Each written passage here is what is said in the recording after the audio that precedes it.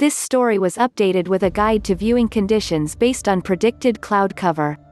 The Northern Hemisphere's most popular celestial display of the year peaks Tuesday night, as the annual Perseid meteor shower slingshots hundreds of shooting stars overhead.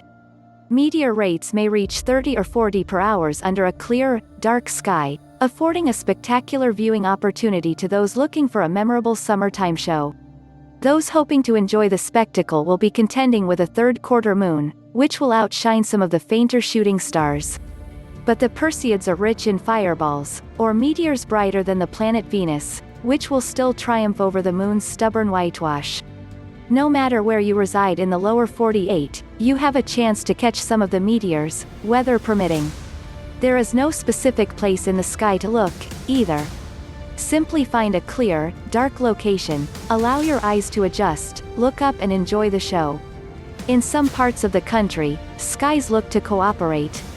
But broad thunderstorm systems known as mesoscale convective complexes could be problematic on the plains.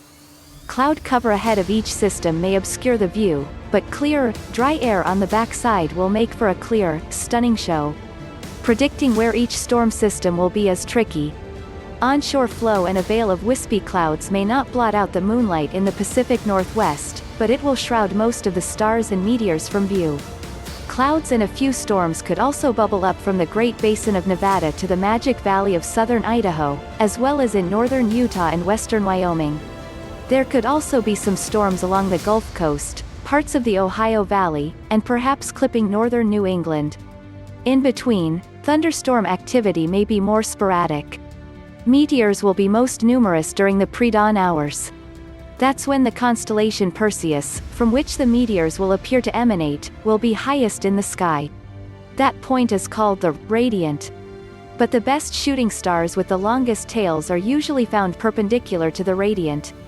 Don't get too bogged down in terminology or finding a perfect spot, though. Anywhere in the sky will suffice, with greater prospects away from the luminance of the moon. Meteor showers occur when Earth plows through a stream of debris left in the wake of a comet or asteroid. Much like driving through a swarm of bugs on the highway, Earth intercepts a spattering of interstellar pebbles and space rocks during its annual orbit.